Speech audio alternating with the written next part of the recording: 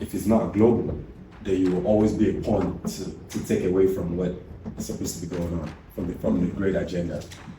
It's the same thing Gaddafi was trying to do as to why he was creating a relationship with like the Sahel states. You know, try to give them good economy, good backbone for it, because he understands that like if you can bring, the more you can bring into the fold, the more you we really create this sentimental reason, this religious reason, this tribal reason just for the more Finnish people to get support. At the end of the day, they are more in number. So you want to use religion or tribe or whatnot to get those support. It's smart because those make up the bulk of people. At the end of the day, intelligence is rare.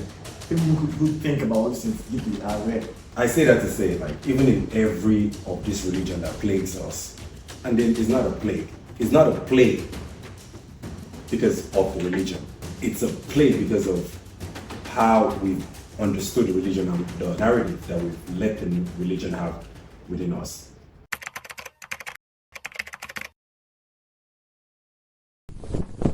Welcome guys, this is a new episode of The Lugards.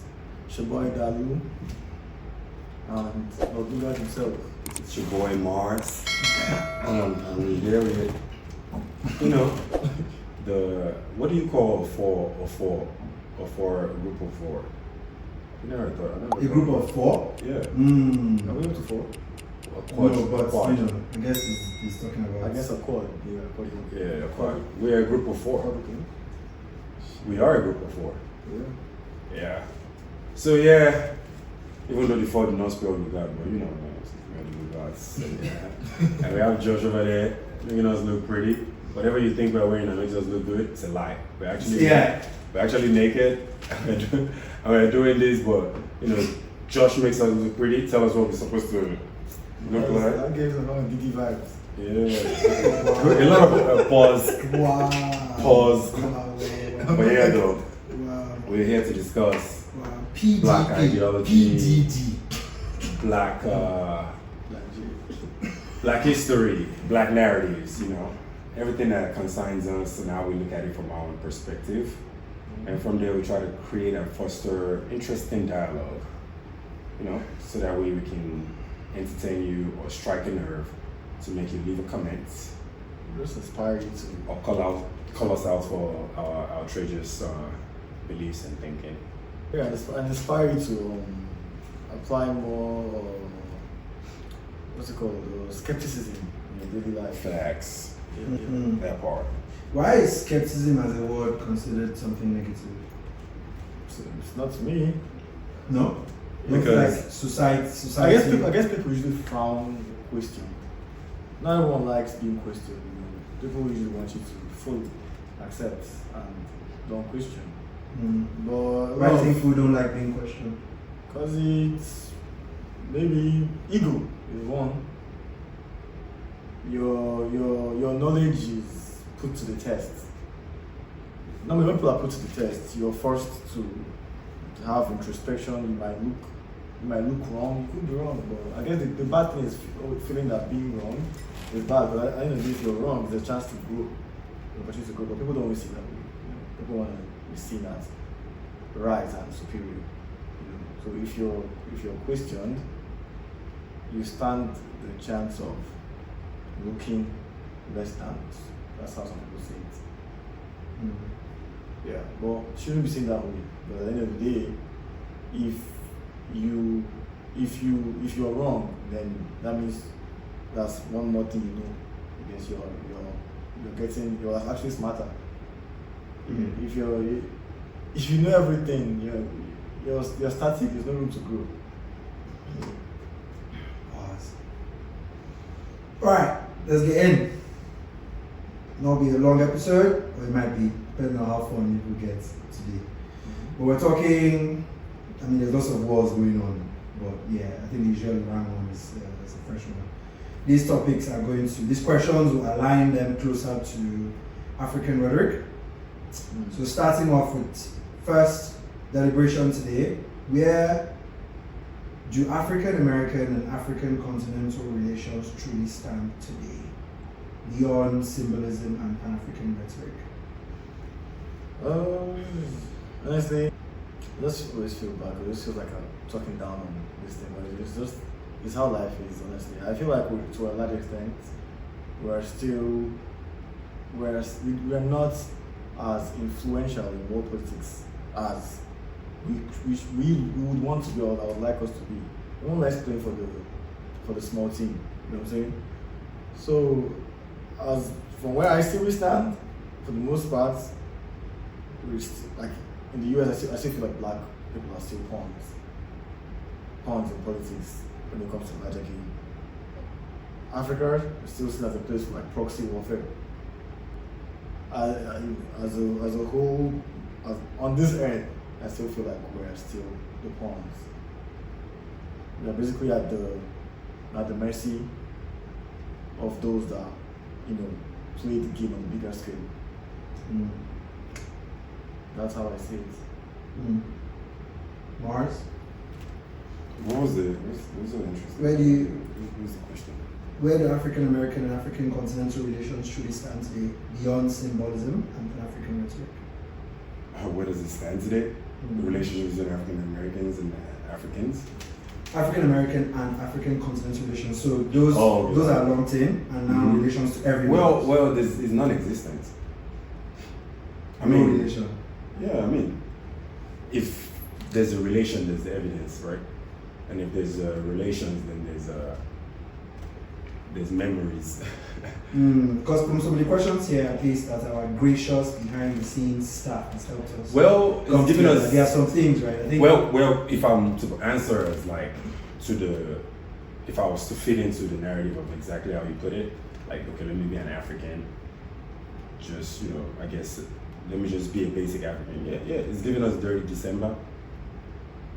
It's giving us Afrochella or Afrochella, which. Right? Yeah, that's some dope shit. Yeah, because I mean, we still don't call we still don't call African Americans Akata, I guess, and in some households they still don't say, oh, don't interact with them, rather than telling, like, I'm trying to understand, what is it like? Has it stopped like them from thinking about canceling Black history from school system? Like, but I guess. Well, those are some things. I guess, yeah, it's a relationship. It's just a bad relationship. Oh, okay. Because except maybe you look at it like those things are positive. So it's all depending to who's listening, I guess, like that. So. Or maybe who's talking. Because. But who has the voices that we listen to? Could it be that too, right? It depends on who we're listening to as Africans. I mean, well, yeah, but I guess who are we listening to? Because one of the things I mentioned here allude to the fact that these. Who taught you that they are Akatas? I mean, to be fair, someone said, I guess a wise person once said, we never called ourselves black until the white men gazed at us. That's interesting, but these people probably didn't know they were Akatas till we gazed at them. You called them that. So maybe, I guess. Interesting. I find that interesting. Yeah, I mean, it's easy for it's easy as an African going to the States and then saying Akata, because the to answer, I guess, another point to your question is it wasn't at the mercy of our own relationship or the mercy of our understanding or the mercy of, because we know how to put economics and we need to do our international relations or any kind of things like that, which those would be white American educational languages from whatever background of education you have or concentration that you go into. So, but I would say, yeah, it's easy as an African going over there saying Akata when it's not. They back thinking about 1999. How many African Americans do you know were going to Nigeria or going to Africa? True. So now I guess it's balancing now. We know we are black. Do they know that we are called Akatas actually? Or is it just within ourselves? I mean, of course. Now, I mean, maybe some of them know. I mean, time is. So if you don't know, then maybe you're still like in Brunswick, Georgia, or something like that. But it's 2025. But wasn't this question about like how, I guess, the role Africans and black people together, play in its relation with the rest of the world. yeah. Because some of those things could boil down into creative projects between, Africans and Black Americans here with Africans back home. Afrobeats being global, right? African designers making waves. Black people reclaiming their roots, moving back. So these are forms of relationships. So globally we still play an entertainment role as a whole, for the most part.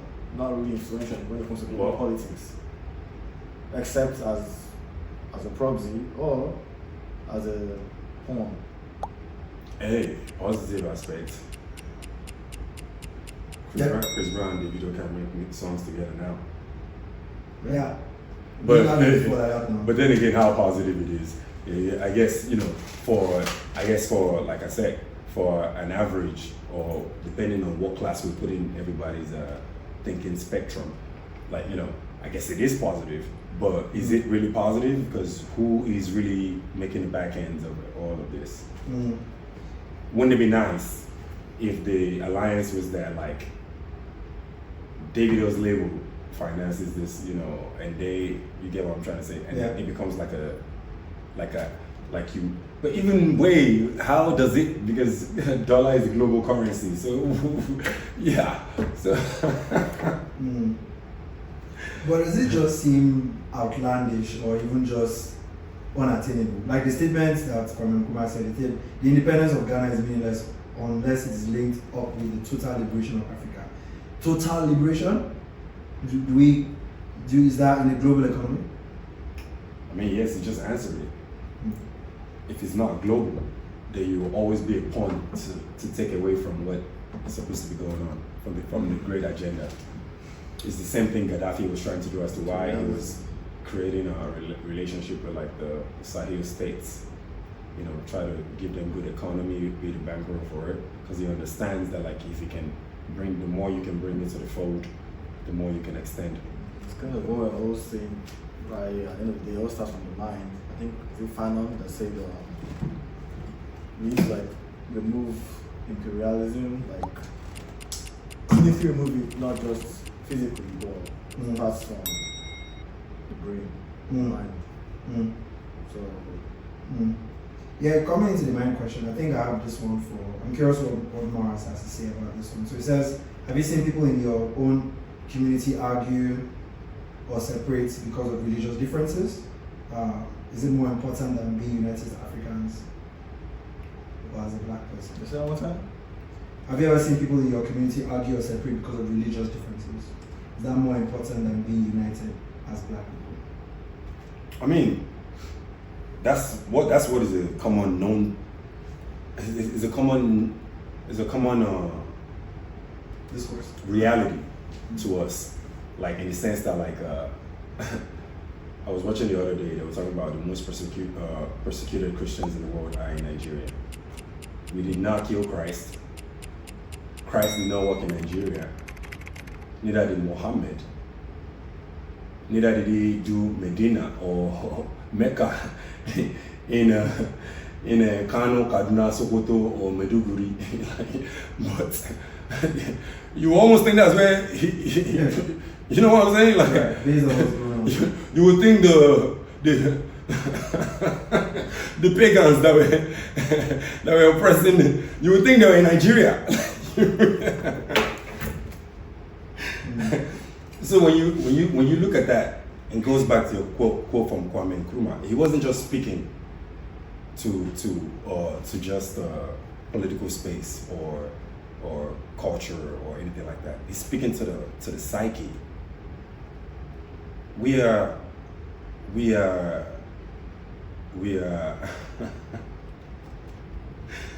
a very interesting product, because are we a product? Well, because do you use, well, I guess we're a product because you sell the product, and then the product makes you more money. All right, but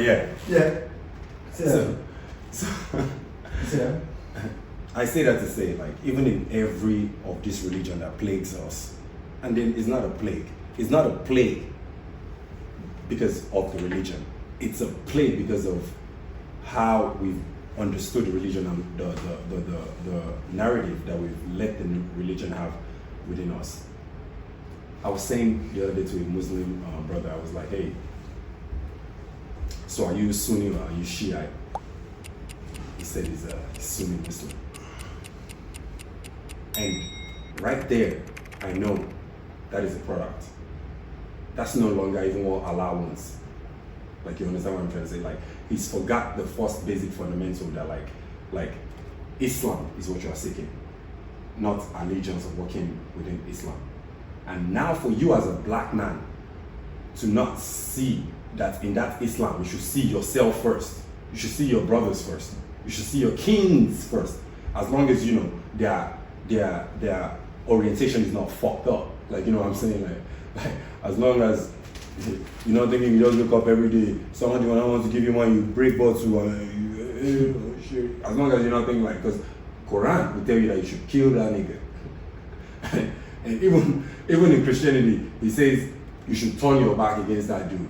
And you know, there's nothing that can come out of it. So when you turn your back against something, what are you supposed to do with it? Like when you finish using the restroom and you turn your back against it, what do? Flush. Scar. So like, this is how it's become a plague, and it's not by like, and that's because these religions didn't come to us first and foremost like for Liberation? Exactly. It didn't come for salvation. It came to us as numbers and games. Like, you know what I'm saying? Like to a black man. I have a question. Sorry, let me finish this. To a black man that has an attaché to Sunni or Shiite, or a black man that has an attaché so strong to Catholicism, Pentecostal, Baptist, than your own king, do you think that's what Christ will want? And do you think that's what Muhammad will want? Because like, that person is already a slave. You never walked with the people that claim that they were from the bloodline of Muhammad. And neither did you walk from the line of the ones that claimed that they were clerics of Muhammad. So why would you now? Discard your blood. Exactly. Why is it like truly that content Islam? Because Islam does not know Sunni or Shiite, or neither does Christianity knows Catholicism, Baptism, or any of these things. It's about a principle. Now you're reformed because now you become a society, a group, or a region. So you need guidance and things when you start talking about your culture, or you want to respect everybody on the spectrum. So that's what all these things mean. And you were saying something earlier. You asked him a question about, what was the question about? Something was regarded as a negative word. Or skepticism. Skepticism. And that's because, for example, we do not even understand the language that we speak. Because skepticism is neither positive or negative. Skepticism is what every human is given. Because you need something to convince you. You need something to make you believe. So skepticism is a tool of religion. Because Christ did not come and just tell his followers, Omo, Namio, I sure passed. Let's go.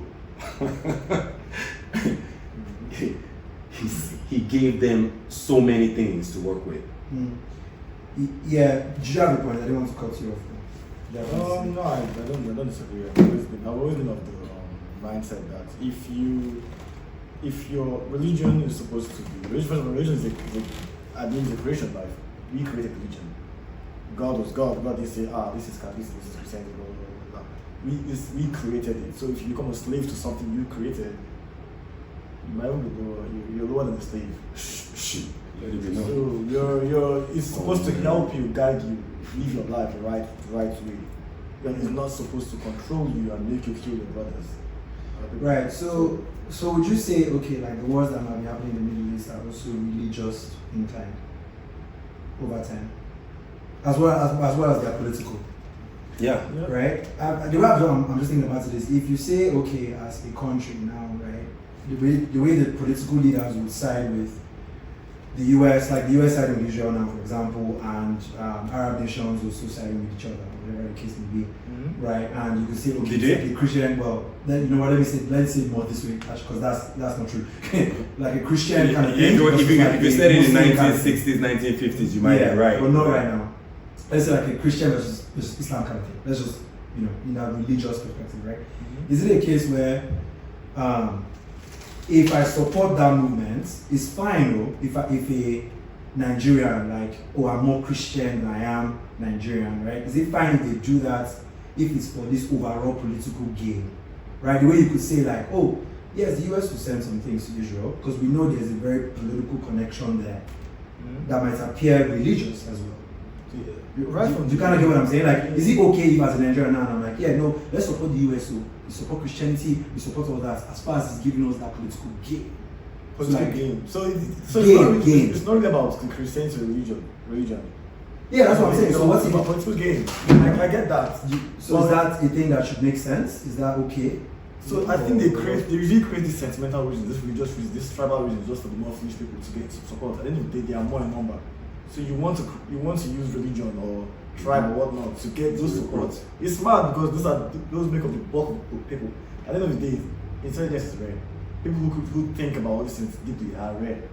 If you want to win, you use you never win. I think I must say you never win anything by logic. you don't win both by logic. You don't win support by that. It's sentiments. Religious reasons. Oh, it's just a guide. When these big guys do it, these big countries, most people political gain. They don't really care about whatever they believe in because they start to gain more by supporting so and so. It's really about these days, for example, it's really ever about believing in Islam. Interesting. So if there was some hypothetical world where all of, let's say Nigeria wasn't mixed between multiple religions, right? It was just fully Christian, and they supported the US full on, and we were good. Like the US was having lots of trade with us, you know, we were putting in good trade and export and import laws with the US, but we're heavily religious. Would that then be okay? Wait, come again. So, I mean, I hear what you're saying. I hear what you're saying. We're benefiting from the. So what if it? So what he's saying is like the United States is supposed to be built on Christian values, and your country is built on Christian values. So that's a layaway for alliances. So it should make trade of things like, you know. But I would say, like, you know, to the point of what you're saying, now it's who's upholding the principle of those things. Like, you know, is whoever there really, really on those Christian value and respecting what is necessary for the country. Like, you know, so like, which okay, in our country, our president is a Muslim, right? So, but he has an allegiance to he has to the US. So, or even if he doesn't have an allegiance to the like neither will Saudi Arabia either will be our best bet, because what do they have to offer in this hot weather? I mean, wait. So, because I guess let's say Tinubu now. What do they have to offer us that we don't have? Right, let's say Tinubu was Christian now. Yeah. Would we be able to say, well, yes, let's push Nigeria to be very Christian because we could get even better trade relationship with the US? Politically, that's a good agenda. Oh, okay. Yeah, but would the US just support us just because we are Christian? If we have not really. But you know, it's a trade language. It's just because it's like if you went to the market and you say, you know, you saw the person that's supposed to say you stuff and you start giving them flattery and compliments. That's just what it is. It's not necessarily the. Because we can say that the bigger wars that happen in this world are not. We can't remove religion from them. Of course, it's the forefront of it. They use it as the. I guess the facade. Yeah, so you could almost say that. Convert Nigeria to a one religion state, establish relationship with a strong country that is, you know, and maybe you'd be better off. I mean, what do you think? I don't think it's that much of a factor. I think it's more about what you can offer them. You can still be an Islamic country and support what they are doing and have something to offer the US, and you'll still alive at the end of the day. So how about a pagan country? They're a pagan country. It doesn't really matter at the end of the day. Oh, what is That's what I I mean, look at history. I know. Look at history. No. You know why I asked you that? What? I wanted to see if the language would change your narrative. That's why I said that. I don't think it doesn't, to be honest. Because So, because then I'd have asked you, like, should Nigeria not trade with India? exactly. So I think this is just a facade for people that care about it. He who But- feeds you controls you. So even like look at this way. We have Christian values, we have Islam values. But right now, I could say India is a better country for us to establish international relations with than any Saudi country. Yeah, I would agree with you. I would agree with you. So Hindu? No, I'm saying, so that's what I'm saying, Yeah. like, so even in the place of governance, you have to be careful, you know. How religion plays a role there. But even depending on what your religion is, Okay. really, in all honesty, because Christ never said you shouldn't trade, but trade with good, trade with, trade for within the pillar of his doctrine or something like that. So I guess as long as your political principle doesn't really contradict within those kind of, or wherever the leader is or the head of that trade is, like, would you trust any Nigerian politician to trade on your behalf? Like, What would you guys predict if the US were this time, leading as the world's police, or rather having the world's trading currency and whatnot, being the leader in trade and innovation, and they have Christian values, right? And how that impacted the rest of the world, and them going there and going, will help you innovate, and whatever the way they framed it, to make it feel like they're also upholding their constitutionally written, backed by Christian values, right? The next era we are seeing, what would you say that's backed by? And actually, this is you then predicting who the next power will be. the country that most, you get it right. Unless you're saying the US stays as the power, and you don't see any change there. So, I mean, it's getting more competitive, I would say, especially with China and Russia. With China and Russia too. China propagates themselves as religious in a sense. So just business, pure business. And Actually, someone like you would appreciate that, then, right? I would, of course. To be the world doctrine, then, right? How we see if they're the power, then they will start influencing other countries, right? Or would you say based on your belief is why they are where they are right now? Would you say some part Help of them to you? innovate. Would you say some part of you is the alignment of why you believe in it is why in your faith is why they are where they are? Like you can see it, you can see it. Partly, yeah, because completely removing religious sentiment from how their country is run. So I think US does that. They just Mask it. mask it. Nigeria is an example of country that, okay, someone will come and say, a pastor come and say 5G is dangerous, so, and then Nigeria is putting out the news that, oh, we are looking into 5G, something dumb like that. That wouldn't fly here, because they are more objective than we are. So at the end of the day, I think it's for the people. I don't think it's supposed to interfere that much with that killer-like instinct of making logical decisions for your country. You shouldn't. So would you then say it's wise to even strike, political allegiance with China as Africa? With where Africa is right now, probably not. They're going to. We're not. I don't think we're aware enough to not get completely played by them. We should just side with the big brother. I mean, right now, US is still, in my opinion, the big dog. We're on the other side with them. Martin, Oh, which what was the bigger question again? Oh yeah, you asked the world power change. Predict world power change. I don't. me? So is that China? I like China, but I like the idea. Of but the I'll non-religious still say, because of how I grew up, I still trust the US more overall. But that might come with a lot of bias. You get, I don't know how much I really understand or know Chinese deep culture. I've not lived there, so I can't really say I trust them. But from the religious So- aspect, you're like, I like. No, I like the idea. So what of you're it. Makes sense. So what you're saying, it got me thinking. Yeah. You could be right. I mean, that's not my subscription, but like you could be right because I was thinking heavy enough on it. you could be so right that yes, free will, free thinking, which is one of the greatest gifts God gave man. Mm-hmm. Let's highlight one of the greatest gifts God gave man. Yes, it's a good way to go about. But in that kind of space, something else has to replace and become God. Mm-hmm. And I would say that substitute has to become the government. Mm-hmm. But then, what governs the characters within the government? Would it be the law?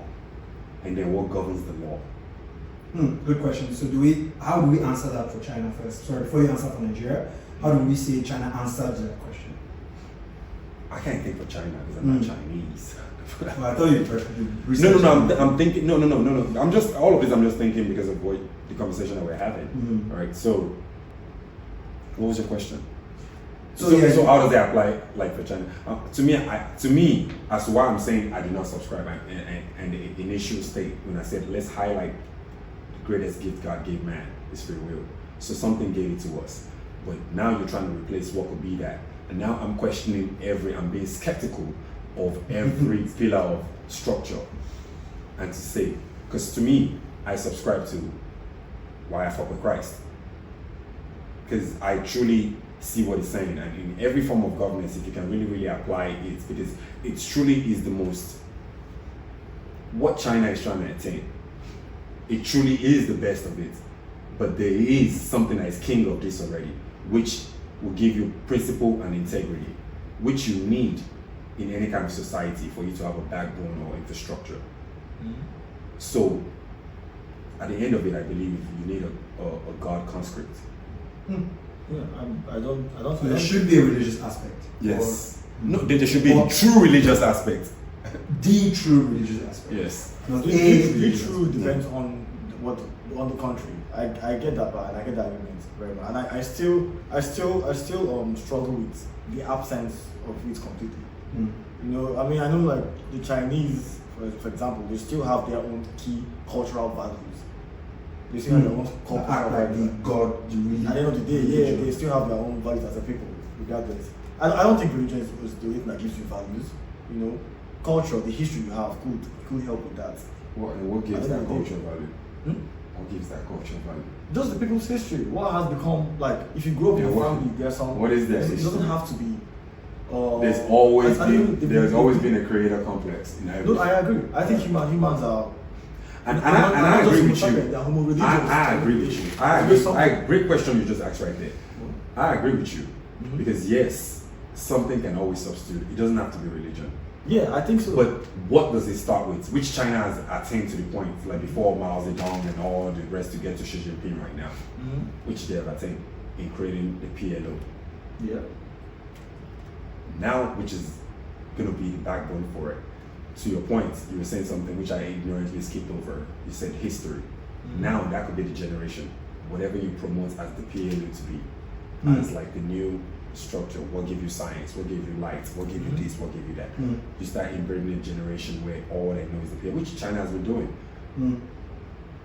So it will be a beautiful. What would that look like for Africans? That's an interesting one. What would that look like? That's the thing. I guess it's so sad how like our own culture just completely got basically substituted completely. Like now. Yeah, but they say we are cultured. A lot of people talking about, like, I know we had the whole conversation about like Igbo people and this and that, and they are this. For every compliment given to an African space, view it with skepticism. I'm just putting another skepticism. No, about the whole cultural stuff, for example, like how there's a treat women and whatnot. Almost that entire. Explain it to them. Say. Okay, so there's this narrative about like how, I guess the Nigerian woman is a second-class citizen, like how she can't own land, for example, like the Igbo culture, and our practices.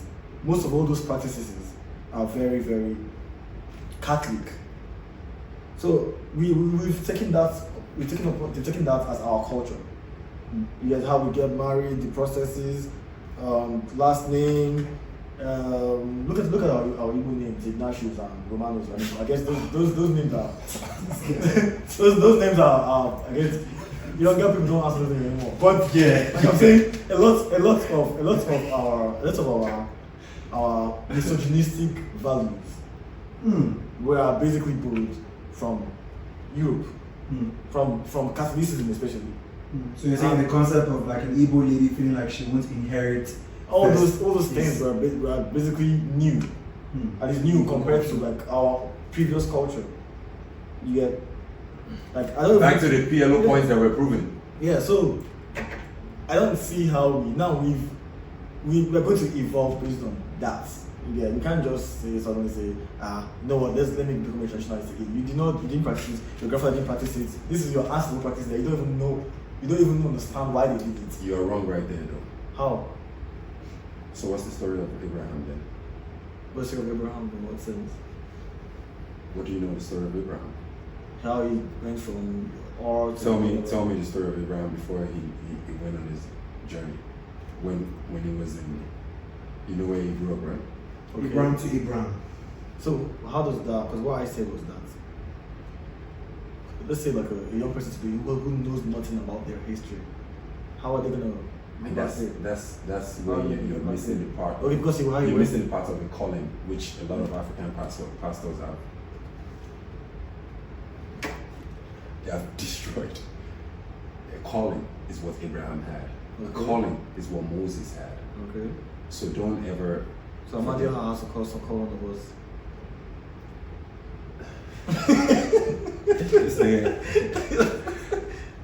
Yes. Like for me, I have a calling. Never mind. But yes, it's a calling, and don't ever like misunderstand it. Like, not just you just. And this is what I'm saying. Like to the point of what you're trying to prove. Even as Christians, we don't know how to read what we're hearing. Like none of it truly has ever made sense to us. It's why I know Christ has never been with us as African. Like I truly know we are the Christ is disgusted by us. Like I have no doubt about it. Because so even to what you're saying, like and I guess to the point, to even when you sit down and you digest everything we're talking about to your points and your beliefs now. We never truly understand these kind of things and the narrative of what we're saying because we've never truly understood it. We've never had people that had the calling to be these pastors that they're claiming to be now. All these people are Grifters. But anyways, Abraham, his father was a proper traditionalist. He was the head of the Shango, Amadio, all of them. His father was the main caller of them. That's why he left with his wife, Sarah, and she couldn't even understand what she was saying, what he's saying, and all this stuff, which is, like if we're truly looking for definition of love, and people jump into marriage, that is criteria for love. Someone telling you like, fuck all this shit that we know. We gotta move. Okay, but that's Abraham with his own beginning. Yeah. I'm talking about. You're saying, okay, for us, our traditional stuff got watered down, and then we start picking up Catholicism as a form of culture and all this kind of things. And this is generations. And that's what I'm saying.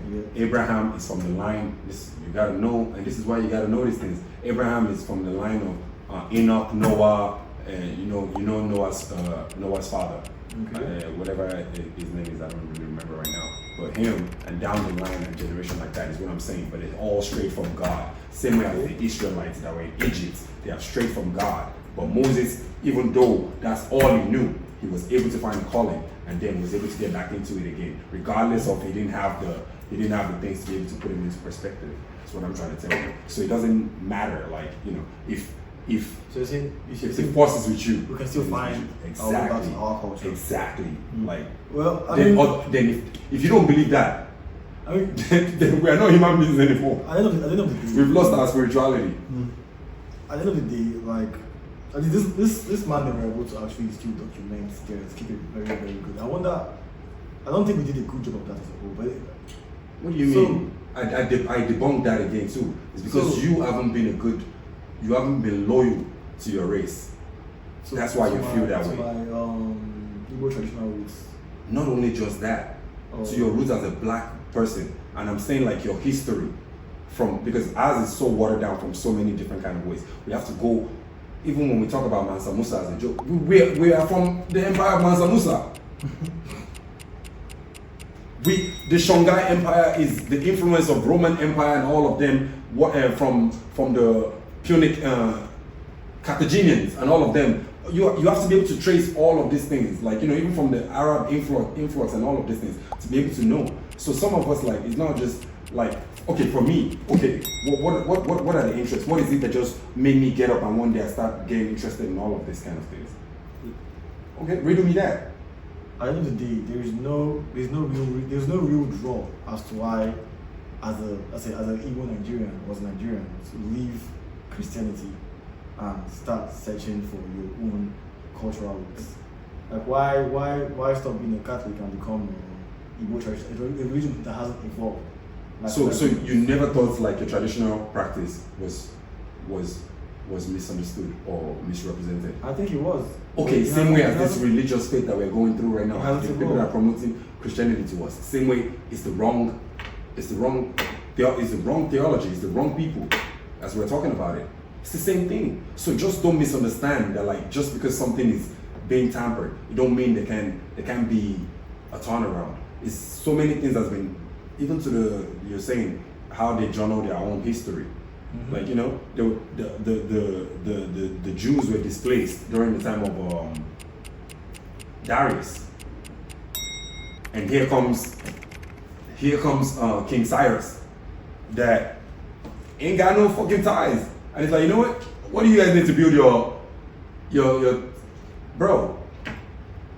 That's because, again, maybe we were not privileged to have true people that is giving us these things. I don't want us to stray away from the conversation. Yeah, I don't want us to stray away from the conversation that we're having. Maybe we need to create a whole different topic for that. But I say that to say, like, when we have the true guidance, even my assimilation to Christ, where I say this man is the real deal, it's because he's giving all the bars, and we're just misusing it, we're wasting it. Like, the revival of these things that you're talking about is in his words. Because you can, what way do you think Moses used to worship God when he left Sumer? What way do you think the way he knew, innit? But God wasn't confused as to the purpose as to why he was doing it. At the end of the day, these are all different religions. I think Christianity is a way more evolved religion than any other religion back home. The way. And we were conquered, and we picked up on that. I think we can. In some ways, we have meshed our culture with Christianity and with whoever. No, I agree. No, Chidalo, I agree with you initially when you said we haven't though. No, I think we have. Like, meshed we've to used an it extent. to water down our own culture. Okay, you could put it that way, but there's been a man. Got it, I didn't mean to- Yeah. And maybe there's no point trying to find our way back. Maybe it's about finding the best way to maximize who we are right now. Okay. But you can also argue that we can't do that without finding our way back. So Okay, so if we say the religious sentiment definitely connects to political beliefs and ideologies, there might be a certain percentage we say that contributes to, but let's still use the political umbrella as the general umbrella. Then there's religion that plays a big role in it. How do you see black people across the diaspora and on the continent leveraging the global unrest and shifting the power to demand reparative justice? I would phrase that question to also say more so just focus on their own vibes. I think the reparative justice makes it feel like it's more so looking for a way to sort of have somebody else who's in power, dub you king or queen. I want to make it more so just focus on your own, progress, right? So how do we leverage on the unrest that's currently happening in the world? see, anywhere there's war, there's opportunity. Okay. Go into more detail. Basically, how do black people leverage on this kind of unrest? Find something that you're very good at and honing on it, and use that and make money. At the end of the day, it's all about money. Give me an example. Say, okay, if you can find a way to, I know we had this conversation earlier, where we were talking about like how you could actually make it big with the oil thing, because with the refinery and whatnot, for example, Nigeria. And Dangote's refinery. Yeah, Dangote's refinery. If you can find a way to make Nigeria the main hub, as a bomb Iran pipe, because of the supply the world. Maybe you can become that one. Maybe that can give you like a foothold on where you can start, so you're off of and become a more big player in, I guess, world geopolitics and everything. So that can be an example. So your advice is focus on providing ourselves as a viable Become a solution. value provider. Yeah, we should look to become valuable, not just as if saying give me reparation. Don't be that annoying kid in class that's always complaining and wanting to get help. No one likes someone who's always complaining, who's always bitching. In my language, no one likes someone who's always complaining. People look at people who have value. Yeah, I think then again we still need to get away from that victim mindset that gives us this moral superiority complex. You get, like, I hate seeing all those things. I'm like, yeah, black people are this, black people are the best, this, it's all childish. Focus on being valuable. You don't need to pat yourself on the back and say, black men are the best, black women are this, black men this, black women that. I don't really subscribe to that. I'll piggyback off Chicago. Yeah, when you finish your question. Yeah, just make yourself valuable, and you will not need to tell yourself how great you are. The world will tell you how great you are. And a good example is the Dangote refinery. Yeah, that's I guess just giving something I really that's something. There are probably more better examples that we can do. Yeah, if you have more, I was asking for example. Maybe things yourself you've thought of. I mean, for my own self, also always help. Let's say like Nigeria, how we manage our data. Yeah, I don't see how we can become a great country. We don't even know what we have in the country. At the end of the day, like. But how does the unrest apply to that specifically? Say, for example, do we have I've looked for data sources a lot. Like, let's say how many like our military, do we have a database to actually see how much, let's say, jets we have, how much this we have, how we store our data. And Emma said we have one jet in South Africa. So because these people have a great way of keeping and managing data. Yes. I don't think, unless we do and it's hidden from the public, it doesn't feel like we do. Yeah, we don't. It doesn't seem to me like we manage our data well. I see. So you have a good point there. You're saying that like I think about it in your own household now. There's chaos happening where one room is burning for some weird reason. To even know the statistics of how many rooms you have in the house, you cannot fix your important problem. things that you need to know where your data is. Yeah, you can't fix anything if you don't know exactly at what points within your space there's an issue, or how many numbers of in Borno how many people did they kill in Borno? What areas are the hottest areas? Maybe you have a map and see the red region. This is a place that they are more active. Maybe this is how we use our resources, our military people. Like, it doesn't seem like we do that well. It's almost like we always react. We seem to always react. If you keep reacting, you're never going to get ahead. Right. And data aggregation will always help you stay ahead when there's turmoil. At least you even know what you. Yes, and even if you've been failing over a time, as you've kept gathering data, you start seeing you realize a pattern, and then you start becoming more ahead. Data you create analysis. Yeah, like you analyze your stuff very much better if you actually have the data. But then again, I know they've not figured out the entire terrain of the roads and vista and everything. It's still a big issue for our military. So, which I understand because it's a vast region. You don't have a military without data. Yeah, they probably have data. Maybe they are still. Except if the military has its own, Yes. the only place that focuses on is data. Which I doubt that, man. I don't know, man. With Nigeria, to your point, when you don't have data, I don't know, man. Because even like government planning, like land planning, that one they are clearly struggle. This is why they don't build efficient road networks. This is why they still fight for land. Still today, people still fight over where their own land starts and where it ends. because Lagos demolition of because they buildings and don't all have data. They don't have very good data. Well, China does that with India all the time, and they have great data. No, that's bullying. I'm saying, regular government don't have it. Top of regular people. Like it's Okay. I like it. So data aggregation. Martin, how do you see the diaspora and continent leveraging the global unrest to better their own lives? I mean, just better understanding. Better understanding in all levels of spectrums, all levels of consciousness. You know. That's what I would subscribe, understanding.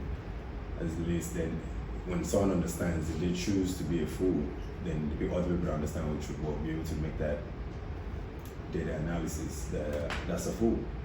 You know. But then, Can you go a little bit more? I don't know if I'm getting you completely. well, just better understanding on all spectrum. Like, you know, like if it's religion, understand. So that way you don't think when a country is at war, you just show allegiance without any understanding. Like, you know, look at Nigeria showing a lot of allegiance to Israel. It's a Jewish state where Islam, Christians, but that's because they don't understand there's no tie. Yes, there is a lineage tie to Jews and Christianity, which is, you know, the birth of Christ coming out of it to make them understand that they are wrong in their ways of certain things that they're doing, and he died for that. Like, so, but if truly we have pastors all across the board that were doing their job, then more citizens that are Christians will understand these things. So maybe, you know, we're talking earlier about a lot of persecution of the country with the highest persecution of Christians is Nigeria. I guess it says a lot to something I was saying earlier, but I guess whoever we watch it will figure that part out. So understanding, now when you understand that, if it's in this place of religion and spirituality, then you'll be blessed, because nothing makes a God happier than, or nothing makes a father happier than understanding a child that is in perspective.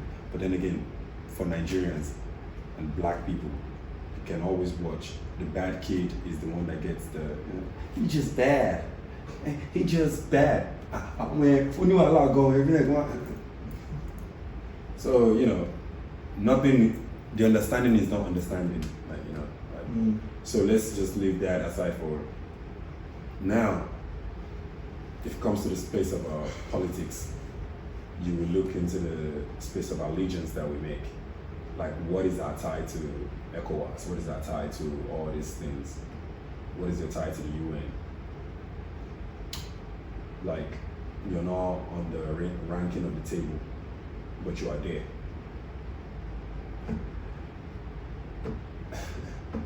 Israel is a nuclear powerhouse. It's now under the control of ICU, or world nuclear purification. Why can they do that? But you are in an alliance where you get, hey, Nigeria practices every level of American democracy almost cover to cover. No NATO membership. They won't even. And here is exporting cocoa. Everybody got chocolates up and down the whole place. They haven't created one chocolate factory in Nigeria, but you're aligned to.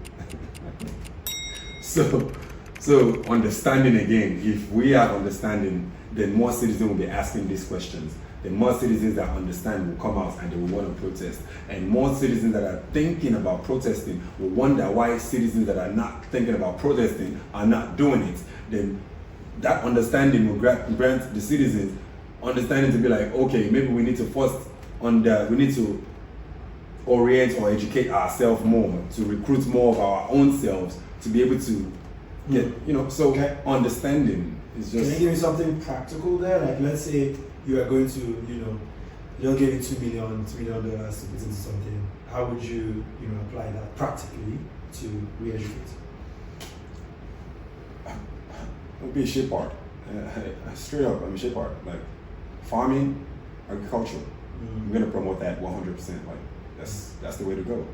going back to the grassroots, you're saying a lot of things about data analysis, and I was laughing. Great, look, and the only reason why you would say it is because you've been a student of a first world country, and you understand that like it's paramount. It's like what is a 21st century country?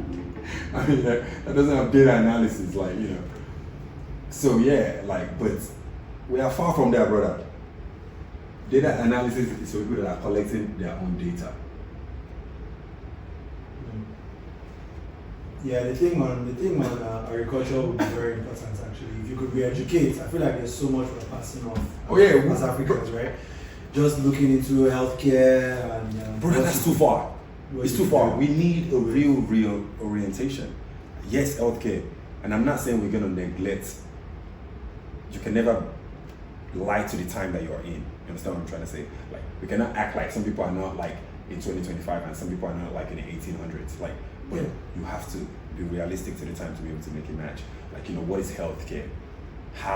What is the resources that we are putting into it that we know that makes it important, and like we are, like, you know, people regardless of who is in government, they will keep funding into it. Like, how agriculture actually exactly. But, you know, and the reason why I say thank you, and not only it can connect a lot, brother, we were born for it. Yeah, literally. Like literally, like our geolocation, we should be a basket hub for Africa. We're researching mean into it. So our first resources, brother, should not be oil. Our first resources should be our agricultural prowesses. Like literally, that should be our first. I agree. But understanding, we don't understand the land. We don't understand how to get the money that we're working on. So it's so many things are just misused. So yeah, but like to your point, with the little aspect of agriculture, then you will start producing. Agriculture has been one of the greatest places for innovation. You can't talk about agriculture and how it's important in any society, not just ours. I mean, back in the days, like the people that had the food and had the agriculture were the rich people. Like, people conquered lands to gain that, literally. So it's always been important. But last, if you figure that out, chances are everything else is being figured out at the same time. Yeah, that's what I'm saying. That's what I was saying. Like, you cannot be negligent to the time that you're in. Like, so are you saying, like, you know, to the point of data and figuring out all that things and making sure you know? If you have your agriculture on that lock, you're going to want to know how many sheep you have, how many this you have, how you're going to like. Thank you. I was even skipping ahead. I didn't even know that's where you were still. Yeah, that's same thing. Close us up, boys. Yeah, it's a nice conversation. Like what you said about like our ancestors understood the land. If we were allowed to, if we did progress the way we should have, all those babalawos and DBRs that were putting drugs and killing people and healing people, as time progressed, and we would have understood how to cure our own ailments better. We should have known that this one is evil babalawo. Yes. Bye. This one is the going good to be good. Promote him. He'll give us his research. Promote him. Bring his research. Take him away from farming. Yeah. Create farmers around him so he knows what he's become. Health. Yeah. Institution. That will go towards health because he understands something. It's So you do agree with me that we always have to.